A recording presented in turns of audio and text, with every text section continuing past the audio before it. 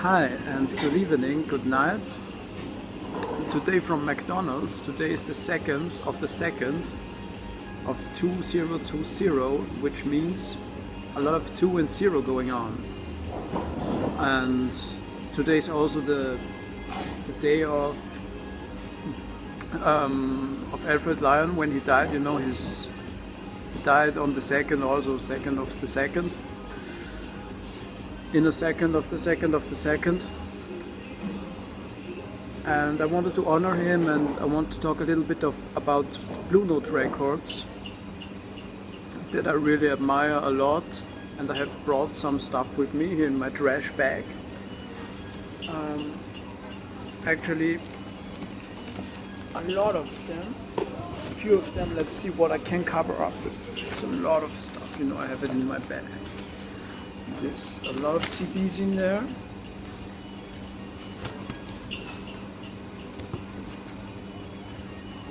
And I want to talk a little bit of the art. You know, these days in Facebook I have liked these pages of some of the artists I really like Joe Henderson, Norway Silver, some other Blue Note stuff, and they promotes the artwork of the Blue Note records with postings. So I also commented some 2 weeks ago about it, and yeah, I want to talk also a little bit about the artwork that I really like as an artist. You know, I also like to do art,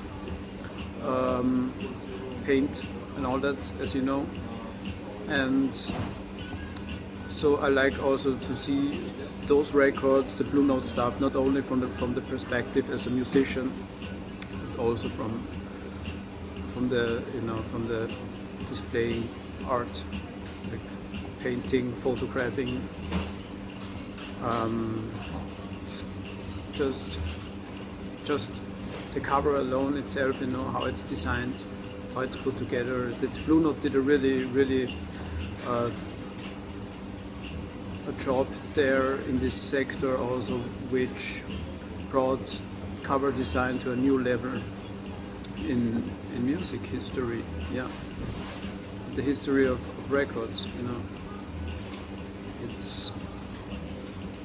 it was a really diverse thing. It was not only the jazz music that was kind of revolutionized with how they recorded, how they did it, you know, bring together the musicians, rehearse, next day recording, and this intimate feeling that came up, not like big blown up thing like Worth did, or not the really reduced, or like also the prestige stuff has its own vibe, you know. And for me, Blue Note brought up these new concepts, and Alfred Lion was one of those. He was the founder, and he was one of those that had those ideas. You know, he brought in those ideas. He did these ideas. He made it real, and yeah. So to honor him and to honor also the label that I really appreciate, I love, you know, until now. The new stuff also, like the last thing, Blue Note, I really fell into and went crazy for was, I guess, Norah Jones, Little Broken Hearts. Man, this record it has also a really good cover. You know, I like this Italo Western or whatever it is kind of illustration. The red, the white, I like the colors, and I like the music. And Danger Mouse, the producer, I also like Danger Mouse a lot, you know, from Knaut Sparkly, makes me crazy. On, you know, this sound, this warm thing he has in his sound, and also the vintage kind of vibe that's going on in his sound. I like this a lot, and I also enjoyed don't know if anybody knows it. It's kind of a hidden treasure. This Italian LP, Rome it's called. I can't remember now how it's named, something with Lupi Marcello or Daniel Lupi, something like. I'm gonna put this in the description, you know, the name of the artist, but he did collaboration with Nora Jones on this particular LP that has this great sound, also produced with, you know, Danger Mouse featuring this guy. Like they did it together. Really great LP. This Italo-Western vibe also there, you know, it's kind of in there, like the Rome, through the whole Rome LP. Yeah, check it out. I really recommend this. It has a feature of Jack White on there, like 2 against 1. Really great, and with Nora Jones and, you know, others, but these are the 2 that are really to note and to know about this LP. And yeah, let's start it off. I think I do it really random. I grab something from there and let's talk about it. I have some fun stuff in there too today, like some stuff I grabbed that I have lying around in my flat, you know, some Blue Note stuff for the Blue Note thing, and let's see what's coming up. But I don't now read every single piece what's gonna come, like just do it randomly and do the first one. Magic thing. Oh yeah, but here I have to put the neighbor. Okay, first Blue Note. This is Candy from Lee Morgan. You know, I don't go too much in detail. I just say 1 or 2 things, like for each CD, that it won't be a video for 1 or 2 hours, you know, keep it a little bit more short. It's already really long, so let's start this. Coke Zero, not a zero. Yeah, it's Lee Morgan, Sonny Clark, Doug Watkins, Art Taylor, but I won't go too much in detail. I'm not doing a jazz video. But it's about, you know, I like the artwork. It's a more early, you know, it's early here, 1958 Blue Note, and recorded 57 and 58. It's kind of you know, sometimes with Blue Note the recordings are from many sessions and put together, but you know, in this case it's like that. But there are more extreme examples. This is just, you know, 2 sessions. That's kind of in the range. It's kind of in the range. Wow! And this I didn't know. I don't know if you can read that. February the 2nd. It's also the 2nd, you know, second. It was 1958 when they recorded number 1 that I want to talk about. Number 1 is Candy. And this song is one of my most favorite jazz standards at all. Really, but I have to say I didn't. This is the original version, kind of. You know, it was not written by Lee Morgan, but it's kind of the version you gotta know. Yeah, let's go on to the next. This one, and this one is you know, this is the Chet Baker record, one of his very last, not the last, but one of his very last. You have to check this out. This is a trio. It's consisting of standards, and in the end there's a short interview, and there's also a nice video for that in the YouTube. With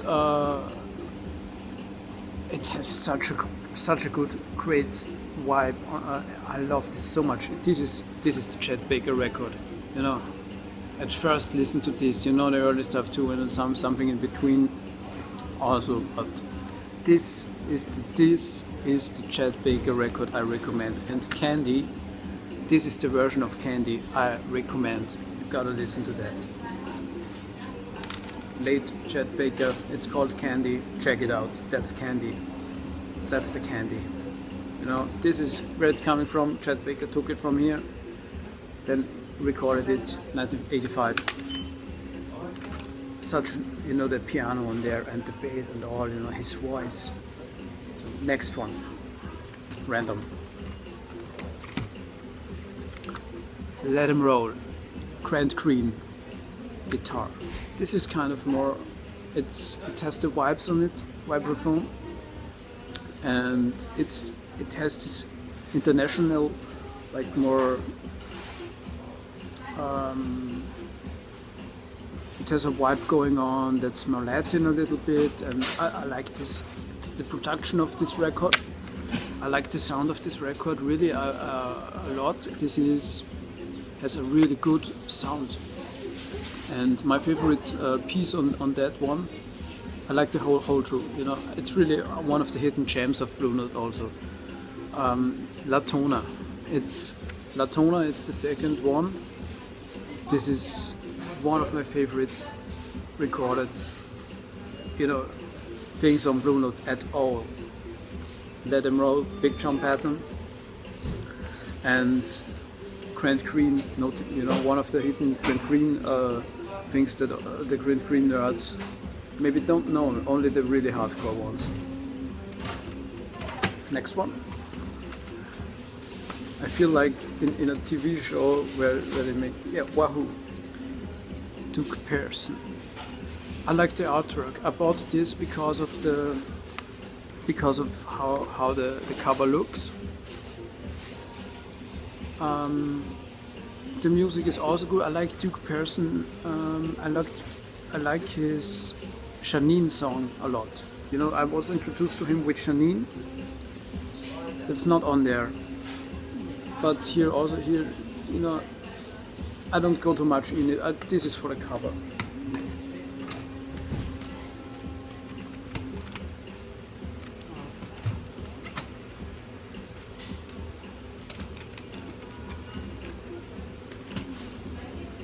Yeah. Let's carry on with Tony Williams. This is the first Tony Williams recording. Drummer, you know, this drummer was, I think his first recording at all was with Herbie Hancock. I really like this drummer a lot because I like his style and I like the records he played on. So he was also really extremely young when he did his first records, like 17 or something. So also here it's Herbie on there. Tony Williams, Gary Peacock, Wayne Shorter, like the greats. That's from 19 don't is written. It's about, you know, 1965. But here it's about the cover. I like the reduced cover. I like justice, you know. I like it from the art perspective.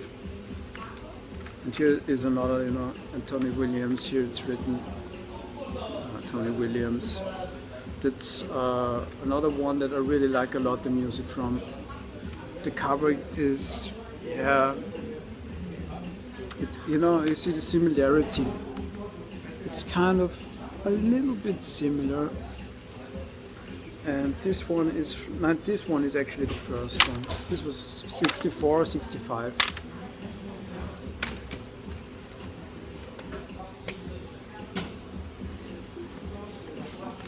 Next one. Oh wow, now one. This is not Blue Note.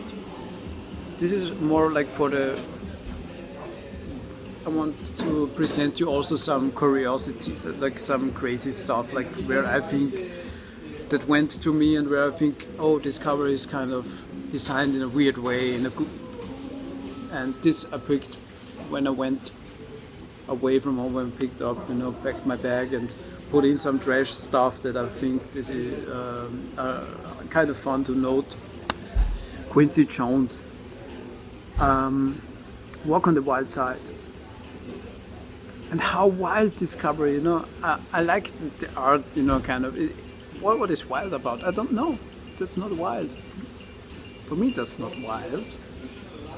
The music is kind of wild somehow, you know, his arrangements are kind of wild.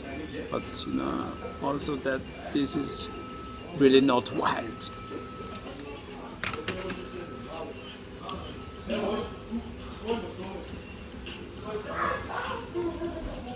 Let's carry on with the blue notes. Demon's Dance. I was buying this because of the art. I just, I didn't know nothing about the music. Jackie McLean is the artist, but other than this, I don't know more. I didn't even listen it yet. I did not, but it has the 70s vibe going on. You see, by the late 60s at least, this how it's written, and this design with this font of the how it's written. How this look is looking like. It's definitely late. It tells you it's late 67. They came up with this later. Here I have another one by Jackie McLean. Here also I like the cover, I like the photograph. This is a photograph. The music is also really good. I like this a lot. But I like the photograph. You see that? It has a kind of bought it for the photo. Who is on it? Also Hutcherson again and Tolly Williams. It's 63. It was actually before Williams' solo stuff. Then two legendary things. Later, Blue Note live. Like something on Blue Note was not live, but it's in the Golden Circle. I personally like this really a lot. This is one of my favorite Ornette Coleman stuff.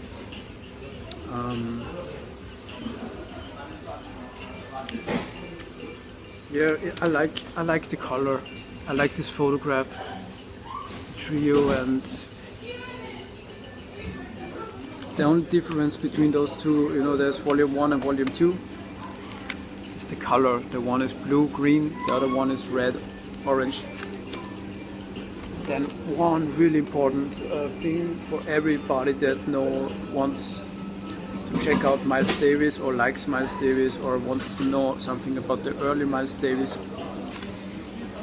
It's kind of confusing with the early Miles Davis stuff to get it in a good form and in also nice sounding form, like the mastering or whatever, how it's done. It's kind of, you have volume 1, volume 2, the young man with the horn, you have the stuff that's not on the CD, the older releases, but when it was 75th anniversary for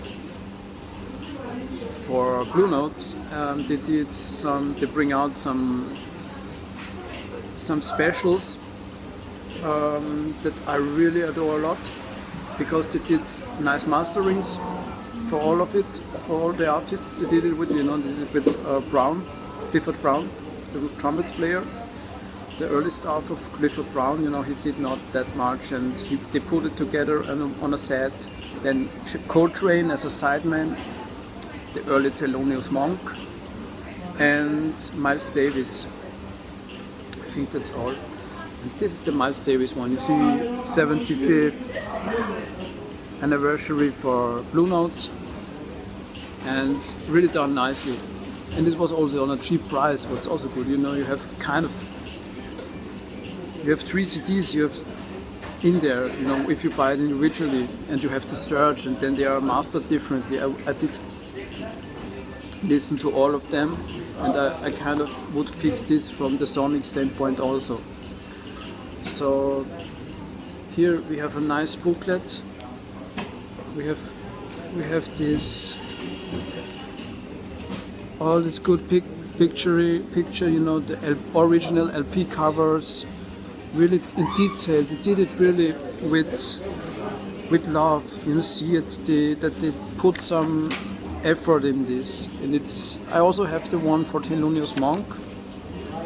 It's number 2, and I recommend this for everybody who likes early Miles, and who wants to go into early Miles, or who just wants to know something about Miles and wants to have a good deal on a CD where there's a lot in it, and you get a booklet with a lot of information and pictures also. Like, great thing here, great thing. Much appreciated from my side. This 75th anniversary stuff. So what I have now? Grand Screen. You know, this is one of my favorite Grand Screens at all. So as I'm a huge big Grand Green fan, I know kind of most of the stuff.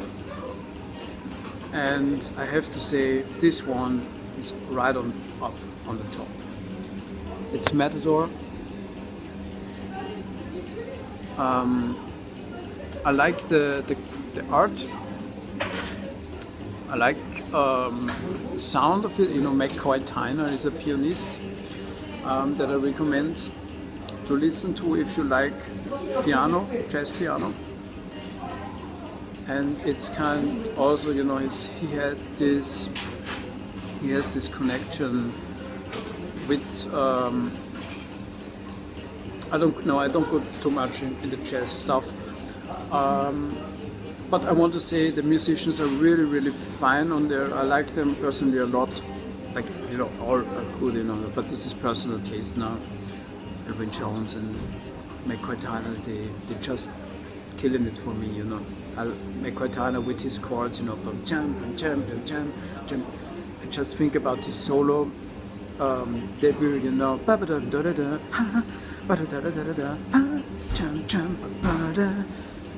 he just plays in a style that I really love.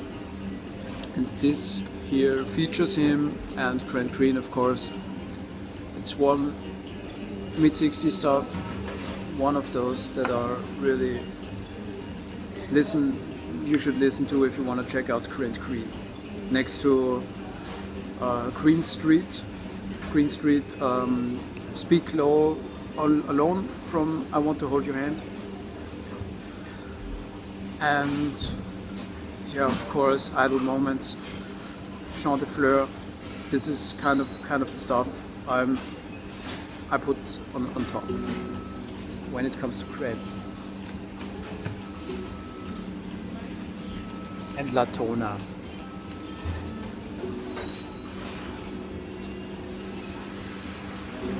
Next one, more random. Now I do it a little more random because I don't want to waste too much time. You hit Money Channel, one of my all-time favorite Blue Note records, and this one is a really special record because it's people playing on there like 3 crates of all music, and those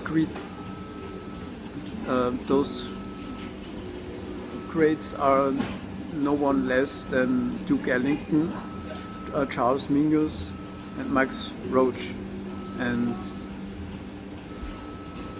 you know, this is really a recording date that made history in some way because of who it plays. You know, not the music alone. I talk now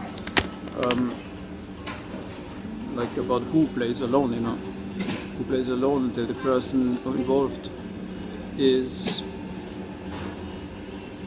Persons involved are special, really special characters in the history of jazz.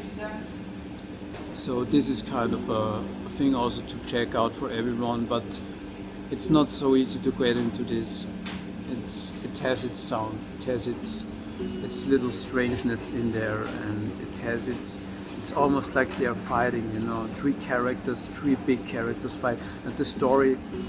I think the story is also it's that they did fight in the studio somehow. That everybody wanted to be the leader, but somehow, like, you know, 3 leaders coming together, bam. That's kind of vibe is in there, and you hear it. And that's the great thing about this record, that you hear this tension from the compositions. You know, you hear it. What's going on between them, you know. I almost can see how Charles Mingus looks to Duke Ellington, and you know, this vibe have to check this out. Yeah. Actually, what started this idea today to do this also was I got a record yesterday as a present from a good friend, Stevie's Les Paul. Instagram, check him out. Good guy, nice, a long time friend of mine. Really, really good. And he gave to me a present, this one. Like, it's a jazz record, a JC record, JC jazz record. And what I like about this, it has no cover. First to note, no cover on there. It's got Lost, Uncovered Beauty. Really,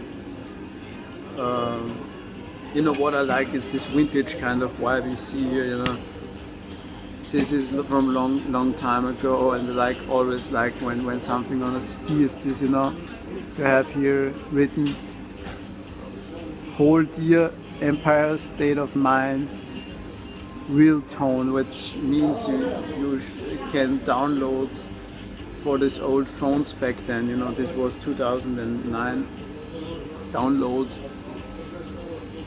for your handy, you know, for the mobile phone. You actually could have the thing maybe in the cover to load it down. You know, you got it with the CD. And what I also like about this is the stripes. As I'm liking stripes. Thank you again for that. It's missing in my collection. And I'm not a collector.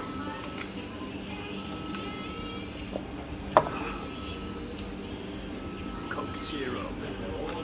So some curiosity.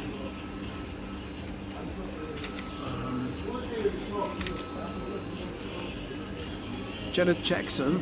What I like about this is what I want to show with here is I like, you know, as I said before, like with the real tone, load this for the phone down. I like, this is mid 90s, I guess, 97. Yeah, 97. I like those inserts, you know, where you could back then buy some merchandise or write Janet, 24-hour hotline, friend of Janet. It even had internet. It even back then had also already internet, like friendsofjanet.com. You get some addresses for London to get in contact. You could buy some, you know, £15 sterling for a Janet cap. Here a t-shirt.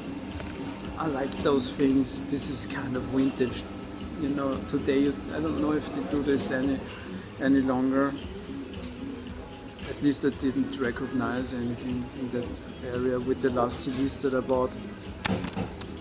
Everything is in the internet today again, and you know the booklet itself is really done really good here. It has this really nice texture in it, you know. It's going through good pictures, and those squares, you have it kind of everywhere in there. Not everywhere, but almost where it's.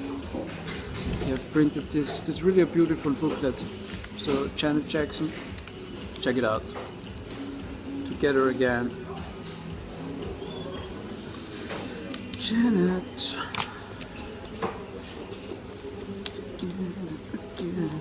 And she did a really good Super Bowl show also in the early 90s. Or was it already down there? She did a Super Bowl show. It was really good, one of the better ones. Next one. What's that? Yeah.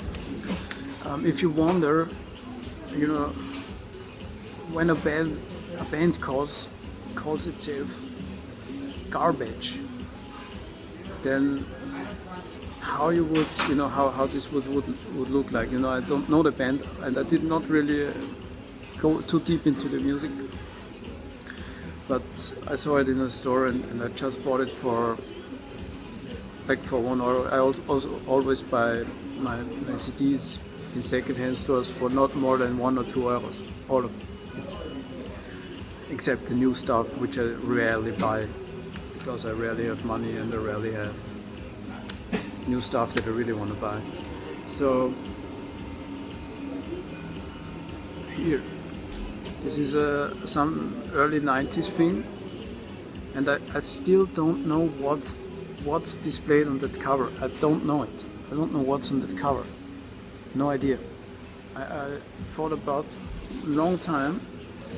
What could this be? I know that this is a G, but I like this. Actually, this is a sticker. Stop sticker, and yeah, this is garbage.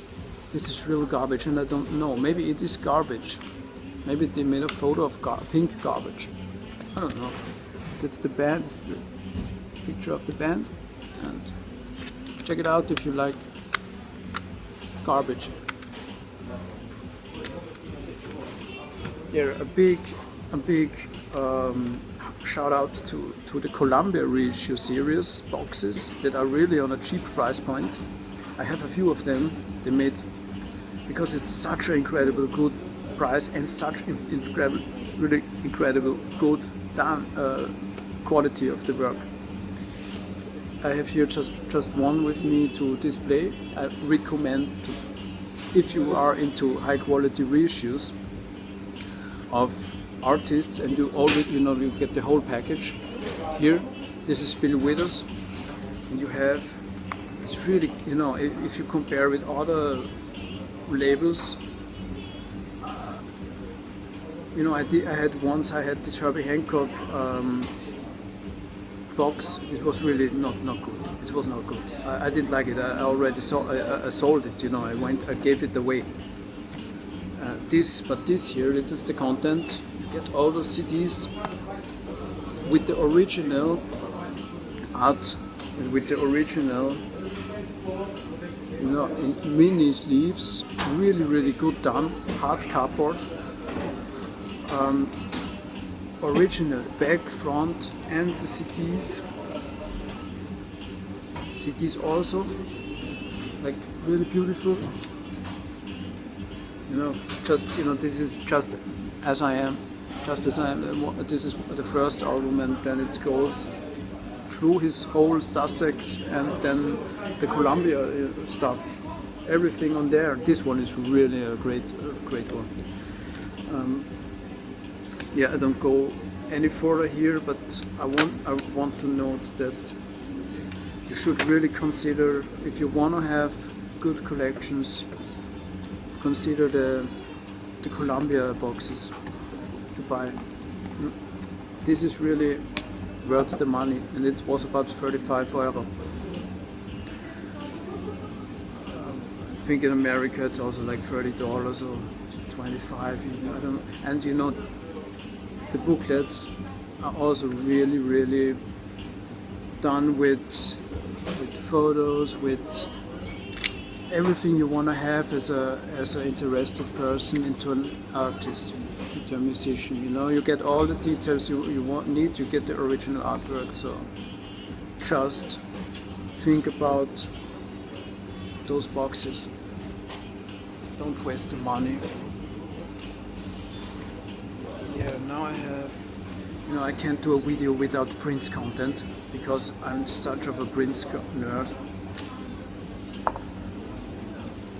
I've picked now. I didn't pick actually because I just have those two now at this place where I'm now. But it's actually the last two Prince CDs I grabbed somewhere, and it's one at first. This one, everybody knows that. Single. Yeah, the artwork is kind of, it could have been worse. I prefer the version on the album over this, but this one is the version that was played in the radio. And there's also the beautiful experience EP with some interesting versions on there if you are interested in just the most beautiful girl in the world. And here, Girl 6.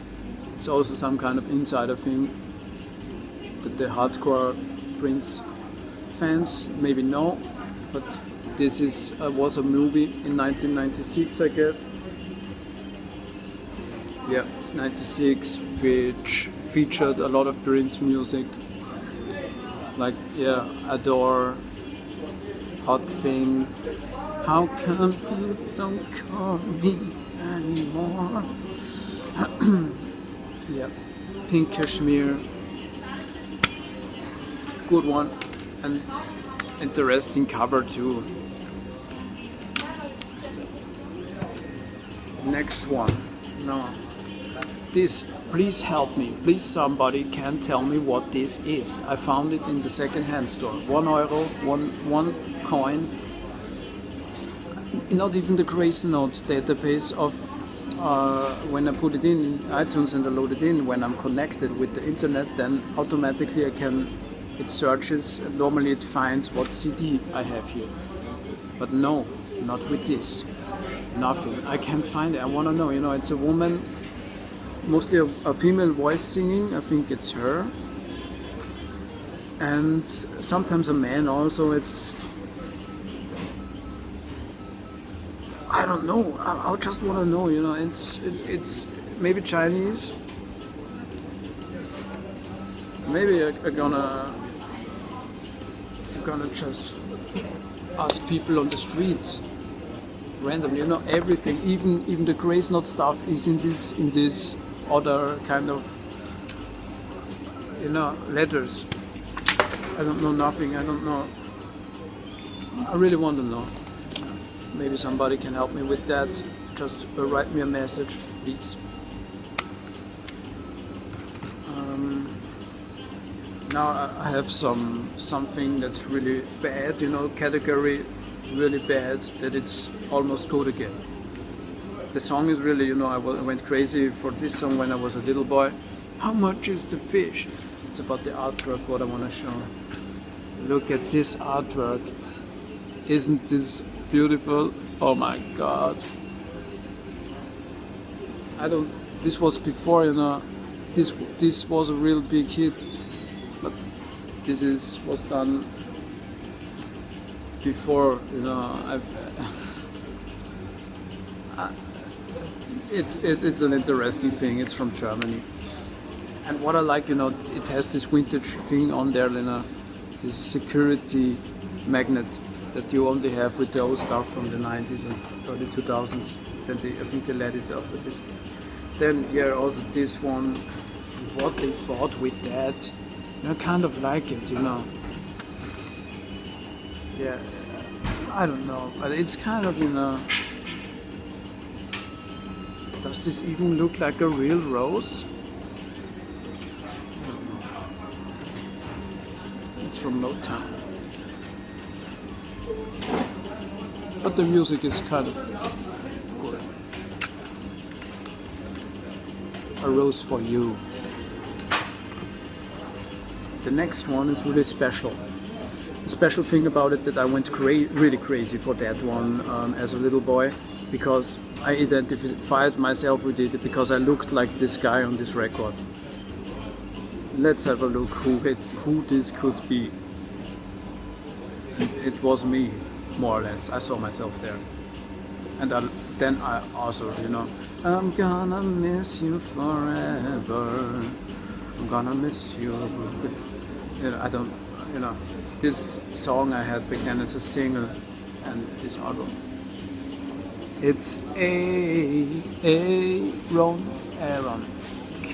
Carter. It's the younger brother of Nick Carter from the Backstreet Boys. And I had the same style, my mother dressed me like this. And I also had the same haircut.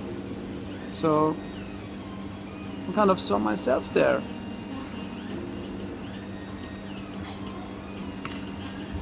Next curiosity would be, I didn't even listen to this song because I'm sorry, I'm not too much into this kind of music. But the interesting thing what I want to show here, it's definitely a dead format. I don't think that there are CD players right now. Anybody uses CD players that could even play this without, you know, maybe with this extension.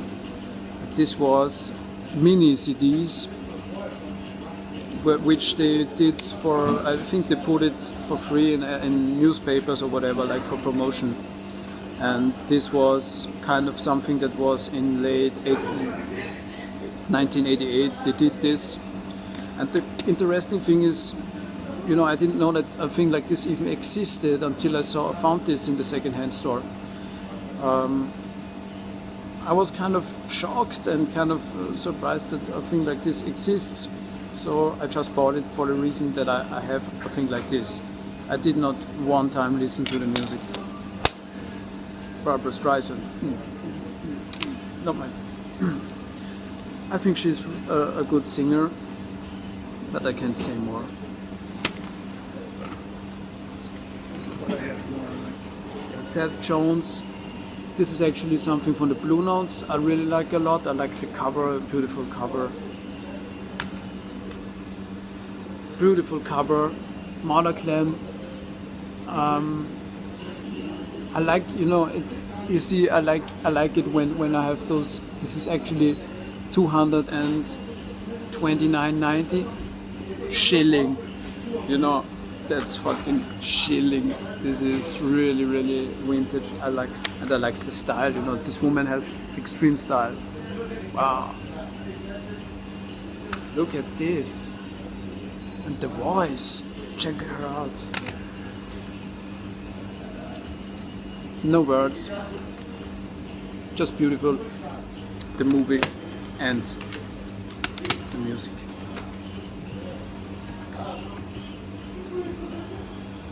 So we have a really early Rough Trade Curiosity Super Mario, the Ambassadors of Funk. This I also was, you know, this was before Pokemon, and it looks like a Pokeball.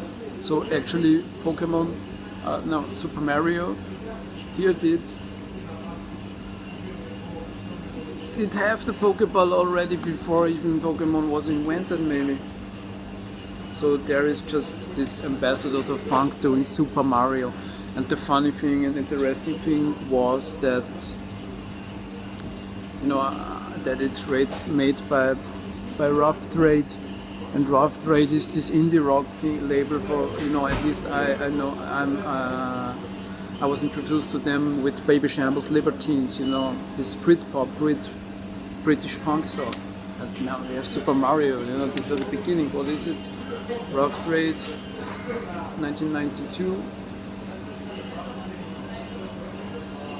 I also bought, you know, the music it's okay, yeah, no, it's Super Mario. Then another curiosity from the singles. This is Madonna, a song I really, really love. Frozen. My heart is open, but you know, I think she's looking here like she's sweating and not like she's freezing. That's why I picked, you know. Or what do you think? It's not freezing.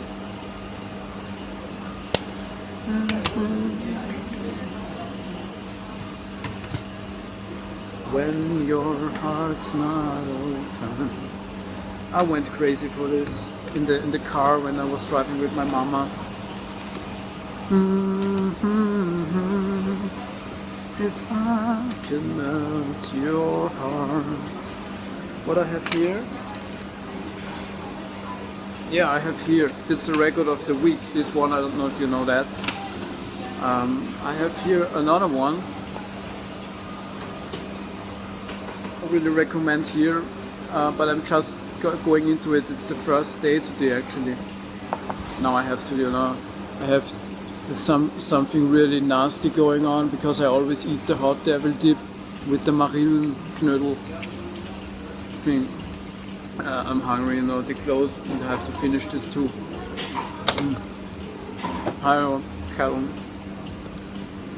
That's the sweet stuff. And the devil. devil tip. I do this mix up.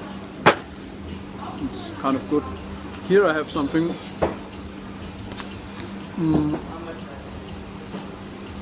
It's hot. Actually the most extreme chili you can get at McDonald's here in Austria. This is from a teacher I once had. I recommend this extremely, and this is a really cool idea what she had. I had her in ear training when I was studying. I stopped studying for some reasons. I talk in another video.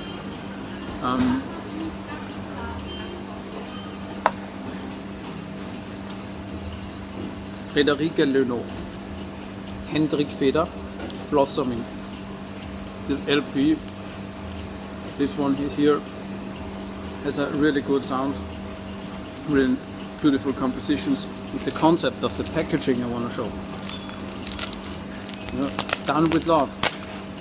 She did it. I was talking with her, and she told me she did this on her own, and she has even then written here something for me personally. She did this, did the painting, and this is, she made it from this paper you use normally for, call it sandpaper, like for cooking, like, or for kitchen using, I think, or for packaging some presents also. And she put in every one a little feather in it. A little feather, she has this unique concept. I never saw this before. Like, you open it up, and there inside you have the CD, also really beautiful done. And with every CD, it's even, I have number 70. Huh? What? 70 from 200 pieces. So grab yours as long as you can. And yeah, the music is really beautiful. She's a tasteful pianist, and as a person also a great teacher, a great person. Hendrik Feder, Blossoming, check her out. Yeah, I think I'm coming to the end, because they close here and it's gonna be 1:30 soon, and it's Sunday. Super Bowl is coming. I'm not into football, but I'm really into Shakira and J-Lo. Let's see what they do.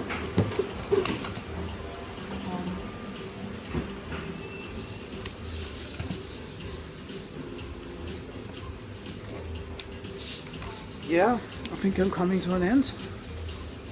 That's all of them, kind of all of the records I wanted to show.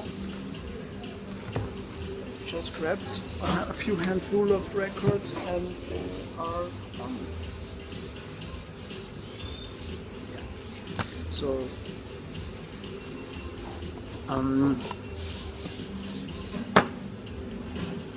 yeah, I think the next time I go on with the real serious stuff when I'm talking records, and I want to talk about more records from the design perspective and more records from the musical perspective that impacted really big on me. And yeah,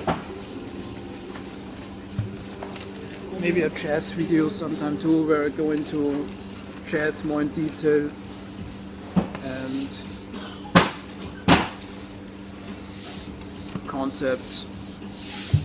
Yeah, maybe I say good night now and wish you all the best for you and your team that you support tomorrow in the Super Bowl. I don't support nothing. Maybe I go with those red ones, the ones that are here for the first time since 50 years or whatever, like the one that have the, I go with those, with the underdog. And